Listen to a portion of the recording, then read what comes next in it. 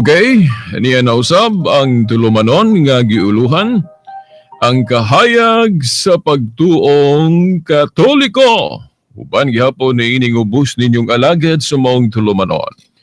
Silbert Dondoyano Sr. alias Veritas. Okay, ang atong pizza karon, pizza 23 sa bulan sa Setyembre tuig 2018.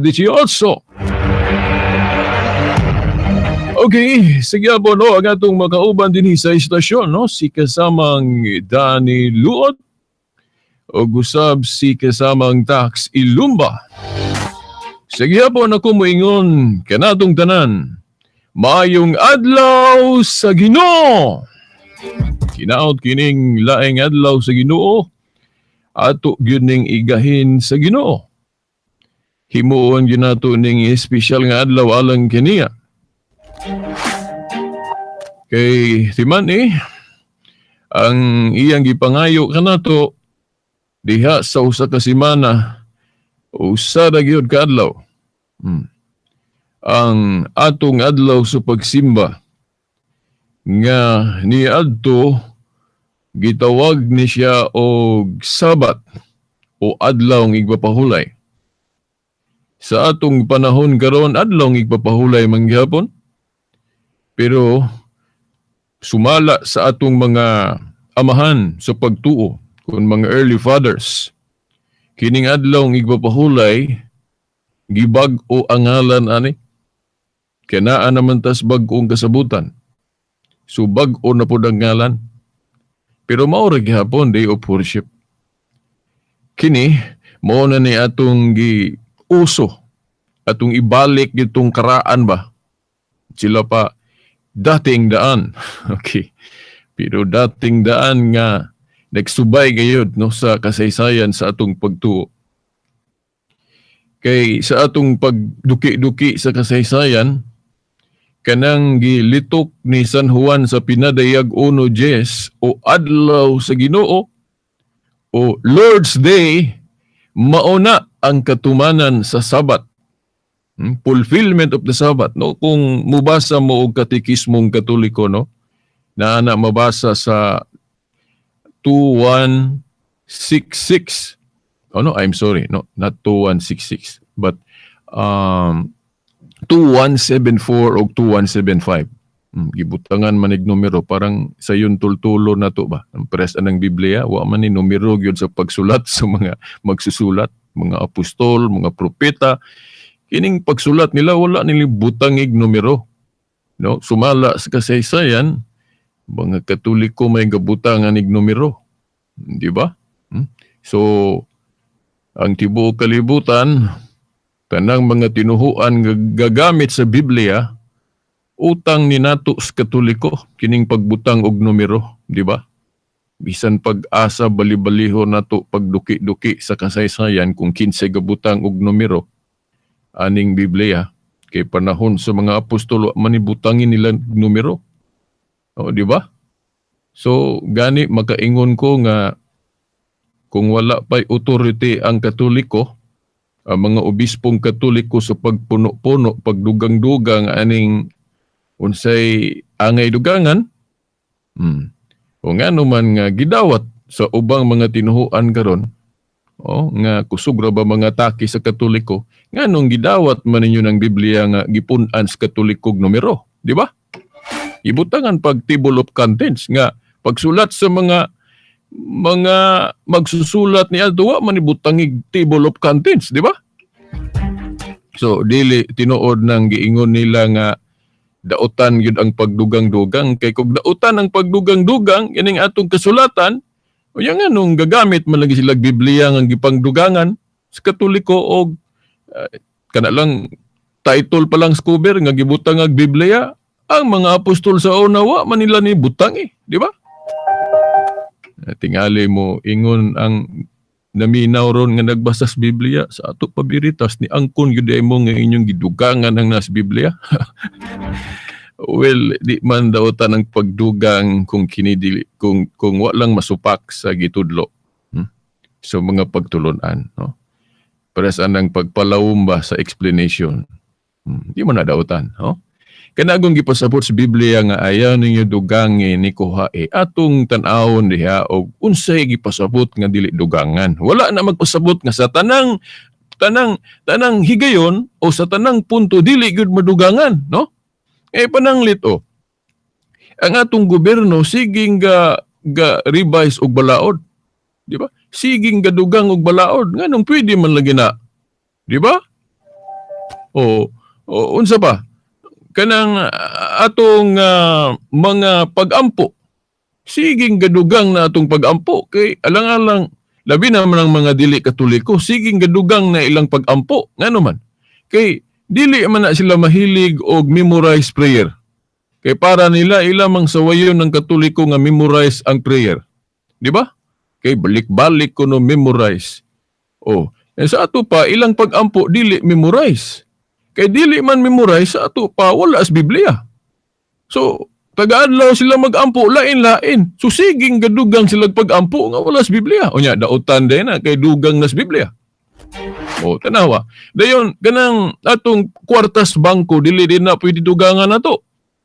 Kamong na mga kwartas bangko. Bawal ba ang pagdugang sa inyong deposito? Dili. Dili na, no? Mao na. Dili mo gipasabot dihang kanang tanang mga kuan dili gyud madugangan. Ang gipasabot gud ni San Juan Diaz Pinadayag 22 18 ba nag-19, no? Nga nag-ingon siya ayon ninyo dugangi ang iyang gipasabot diha kanang iyang gisulat sa Pinadayag. Dili siya gustong dugangan kay mao ra gud na gipadayag sa Dios niya nga ipasulat niya nganong dugangan man nato. Mao na iyang gipasabot dihang dili dugangan ug tanaw na to ng Biblia ang Katoliko wala man na dugangi. Kanang atong rosaryo, mga debosyon na to sa mga santos, mga pista na to, mga bag-ong pista na to, wala man na to nagidugang diya sa iyang gisulat. Lahi po na. Wala man gibawal sa Biblia nga dugangan na to ang atong mga debosyon. No? Ang atong mga pag-ampo, wa man na gibawal na dugangan na. In the first place, ang tinuod nga simbahan, gitagaan og gahom sa pagdili og pagtugot. No? Naa sa Mateo 18:18, ang inyong idili diri sa yuta, idili na ko sa langit. Ang inyong itugot. Tingali mo ingon mo nga, ang mga apostol raman biritas mo'y giingnan ana bitaw. Ang mga apostol mo'y direktamenteng gisultian ana, pero timan ang ilang authority mapasa sa ilang mga sumusunod o mga successor. Pares ba ikaw karon ginikanan? Kinsa may makapanunod anang imong katigayunan, di ba? Ang imong anak, makamana ana. Ang gahom sa presidente, kinsa may makamana ana, makasunod ana iyang gahom, ang musunod nga presidente. So, tinuod nga ang mga apostoles yun mo'y giingnan anang gahom sa pagdili og pagtugot, di ba? Pero kinsa may ilang mga sumusunod, giingon ra ba diya sa buhat 2:38 hangtod 39 nga ang saad alang kaninyo og sa inyong mga anak. Sa ato pa ilang mga sumusunod sa gahom. Sumala sa kasaysayan mga obispong Katoliko man ang successor, mga sumusunod sa ilang katungdanan. Mao nga naa sa mga obispong Katoliko ang tinuod nga otoridad sa pagdili og pagtugot.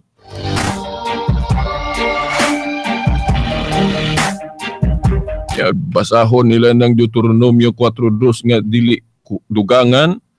Ang gipasabot po diha, context to context, kanang napulo kasugo o pila na diha kasugo diyang di na to nadugangan. Pero wala na magpasabot sa tanang mga butang, di ta pwede kadugang.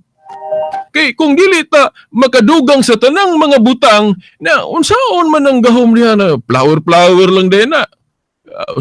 Kanang giingon diha sa Mateo 18:18, ang inyong idili diri sa yuta, idili sa langit, ang inyong itugot. Di ba?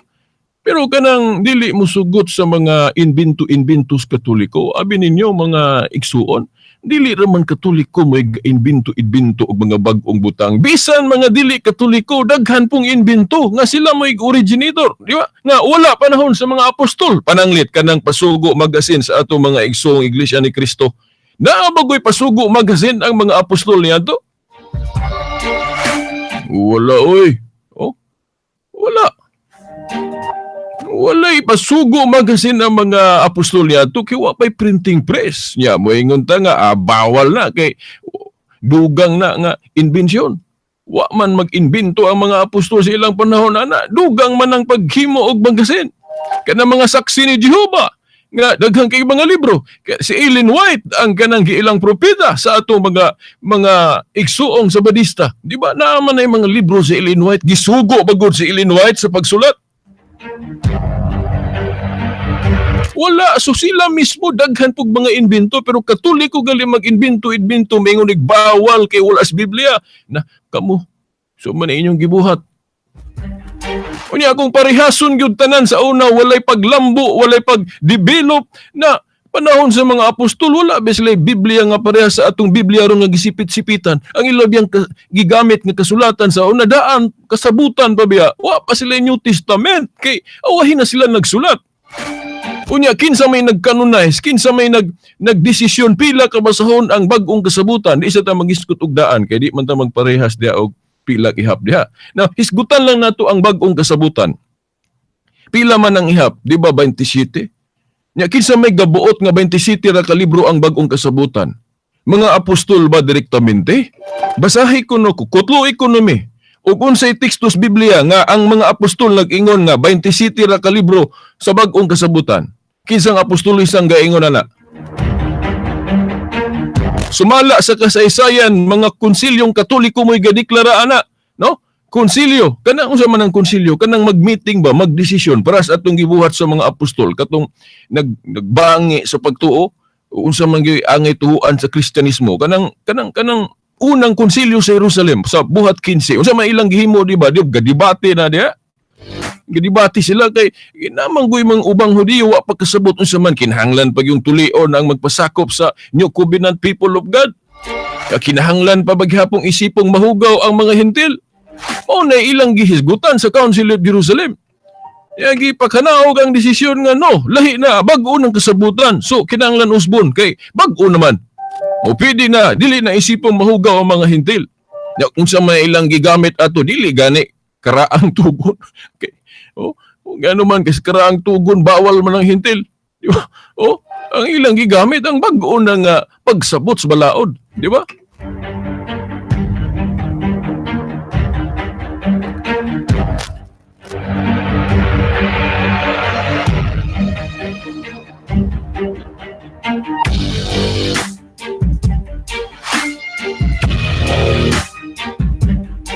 So sa Biblia pa lang sipit-sipitan na to, ang mga apostol sa una magsipit-sipit magbiblia nga naay daan og bag-ong kasabutan wala ang ilang kasulatan sa ilang panahon daan ba?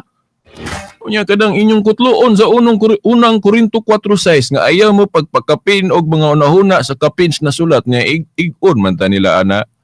Katoliko daghang king pagkapin, rosaryo, mga pistang daghan na kayong ipang-imbento. Tinuod na pero dili man gud inanaon pagsabot. Kung atong litra por litrahon pagsabot ng giingon ni Pablo diya sa unang Korinto 4:6 nga di magpakapin o gunahon sa kapins na sulat, kung litrahon na to na, unsa may nasulat na sa iyang panahon?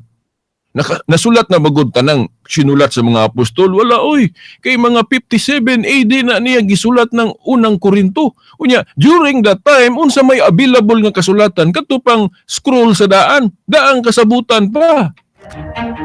Na kung litrahon na to nga dili tupunan sa ato pa ang ikaduhang Korinto nga gisulat niya puno na to, siya nakalapas sa iyang gisulti, di ba nga ayaw po niyo kung siya nasulat na.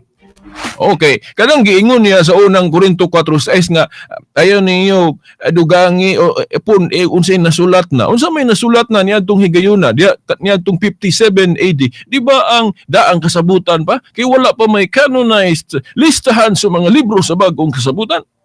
So ingnon ta nga ikaw Pablo supak-supak ka sa imong giingon kay nigsulat pa man kag ikaduhang Korinto. Unya, sumala sa atong pagduki-duki sa kasaysayan kanang Book of Revelation.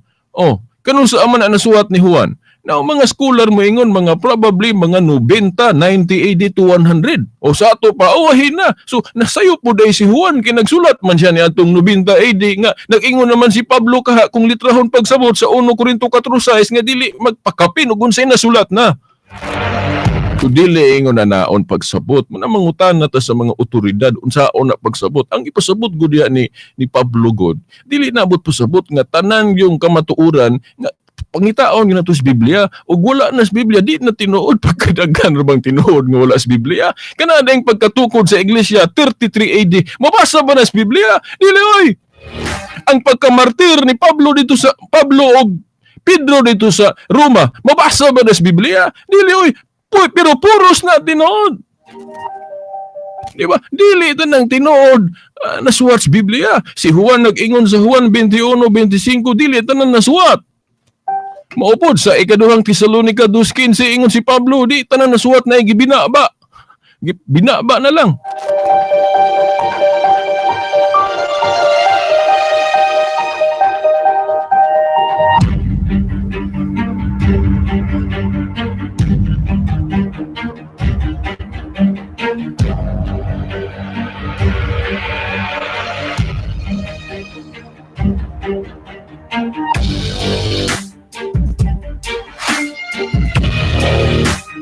Mga igsoon, mo biyaan sa na to. Hindi na niya kung makahisgot o adlong igpapahulay. Wa pa biya ta mahuman sa adlong igpapahulay. Pagkatinahod nga tigpaminaw. Now, ina nila, no? Kita mga Katoliko, dritso ta kay pila na lang 7 minutos talay nabilin. Now, kining adlong igpapahulay nga hangtod karon dili gyud undangan sa atong mga igsoong Sabadista. Nga ang ilag yung pag-akusar na to ba kanang pagbalhin gikan sa Badong ngadto sa Domingo, violation gyud kuno nas balaod, no. Now, ako na ning gibalik-balik o kinahanglan pa gyud pahimug ata nato. Niya ato lang pahinuktukan sa mga listeneron kamong naminaw ron. No, timan ni ha.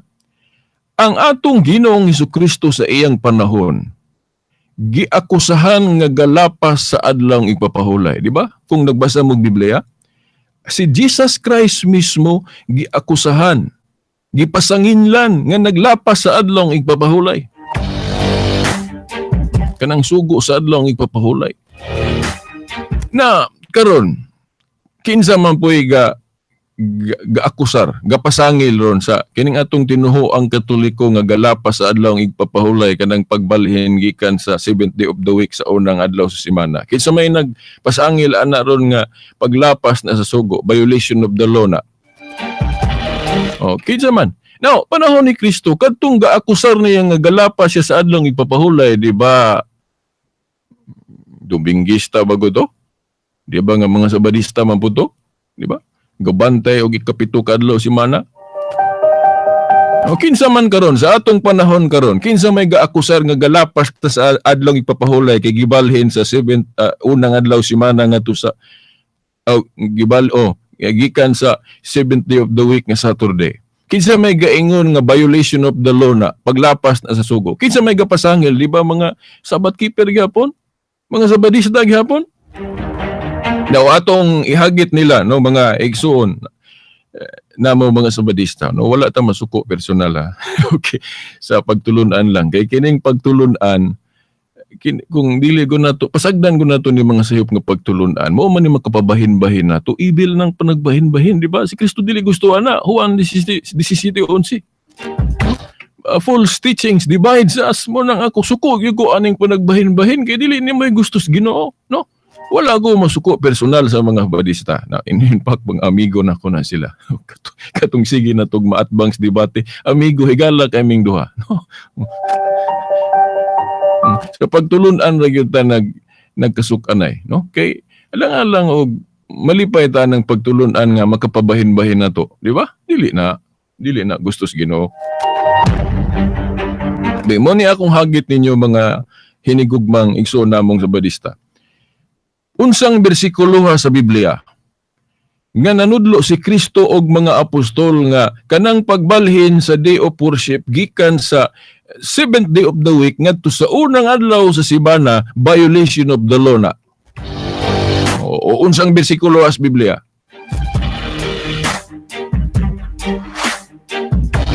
Na ang inyo lang yung balik-balikon kanunay kanarag yung panig-ingnan si Kristo gahatag og panig-ingnan. Now, mo po ni akong pangutanan ninyo. Tanan bang panig-ingnan nga gibuhat ni Kristo kinahanglan jud sundo nato mga Kristohanon karon? Mo ni akong pangutanan ninyo. Nag-ingon ba si Kristo nga tanang gibuhat niya sa panahon niya kinahanglan jud awaton nato? Katong mga ceremonial practices nga iyang gibansay sa mga Jewish religion, ingon ba siya nga ipadayon to? Katong magbalik-balik siya sa Sabado nga himuon gyapon ng worship nanudlo bagos Kristo ana. Now, timan panahon ni Kristo bag-o pa niya nasugdan ng simbahan. Unya dili na automatic mausob tanan. Kay di daghan pang di kasabot, di ba tanawa tong debate sa Council of Jerusalem unsa mahinungdan nato? Kay na may mga Hudiyo gud nga although nakabig na sila hinahinay sa Christianity, pero naa pa sila hunahuna nga di mao. Di ba? Ay kinahanglan tulion pag yun. Kinahanglan isipon pag yung mahugaw ng mga hintil. Mao na gidebatihan sa Council of Jerusalem. No, dili, bag-o na ta. Inclusive na ang bag-ong kasabutan.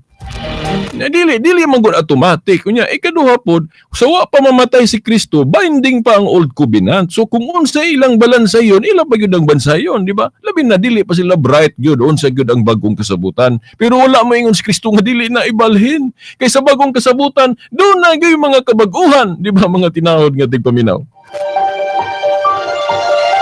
Now, usa ka binutol ay nahibilin. Pastilan.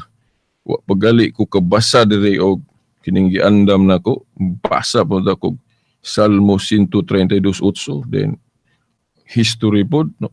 Now di gyud nato ni kuanon di nato ni dali-dalion og human atong imaraton ni kay naminaw ko gabi sa programa sa atong mga igsoong Sabadista di man po nila undangan jug balik-balik pasangil nato nga malapason kuno ta kay atong gibalhin gikan Sabado ngadto Domingo no. Ato lang pasidaan ninyo ha kanang Sabado dili usaray bot pasabot ana. Ang Sabado mahimong sabton ikapito ka adlaw semana. Mahimo sang sabton nga pahulay kanang sa Hebrehanon 4:9 nga naa gihapoy pahulay. Nagbilin gihapog pahulay o nagbilin gihapog Sabado. Pero ang mga Adventist sila ding sabton nga 70 of the week gyud ang pasabot ana. Dili na magguba ang history ana sa Christianity. Nga nabalhin gyud nagkuan kanang Domingo. Now, sa sunod dili na ako kalimtan yun, unahon ako ning Council of Laodicea. No? Kaya di sila mutuoan ning Council of Laodicea nga naaman is Biblia nga na-Christianize man eh. Ilang tuhuan Council of Jerusalem la. Dili nila tuhuan tong Council of Laodicea nga Kristiyano man gyapon tong nga council. Pero nganong nituo man lagi sila sa Council of Hippo o Council of Cartago nga nagdeklara pila kabasahon ang bagong tugon. Nag-ingon nga 20 city ra. Di ba tanaw ilang Biblia sa New Testament, di ba 20 city? Kinsa may gaingon ana nga 20 city lang, di ba mga obispong Katoliko?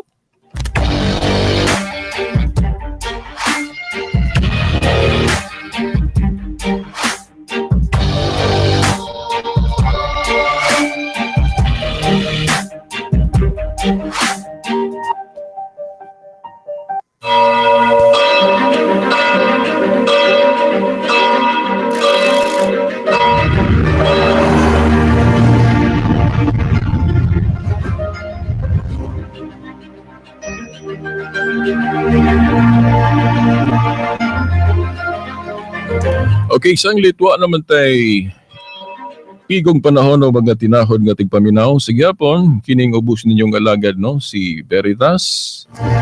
Sa ngalan sa atong halangdong obispo sa Diocese of Dipolog, Monsignor Severo Cairmari, uban nas mga kaparian. Okay, hangtod sunod Domingo pohon sa mga oras ug istasyon. Sa ngalan sa Amahan, sa Anak, sa Espiritu Santo. Amen!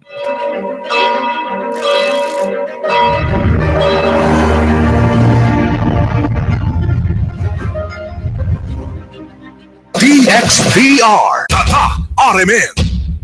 Asa mas practical? Joy dishwashing liquid o ordinaryong paste? Sa paste? Daghang pahit, daghang kuskus, pahit, kuskus, pahit, kuskus, sa oras kahago si kaayo. Ang Joy Dishwashing Liquid, sulit kaayo. Tungod kay... Kung sa kapurong tulog sa Joy, kabula, kabula, kabula sa Joy, kabula, kabula, kabula sa Joy. Joy, sulit kaayo sa kapurong tulog sa Joy, kabula, kabula, kabula sa Joy, kabula, kabula, kabula sa Joy. Joy, sulit kaayo.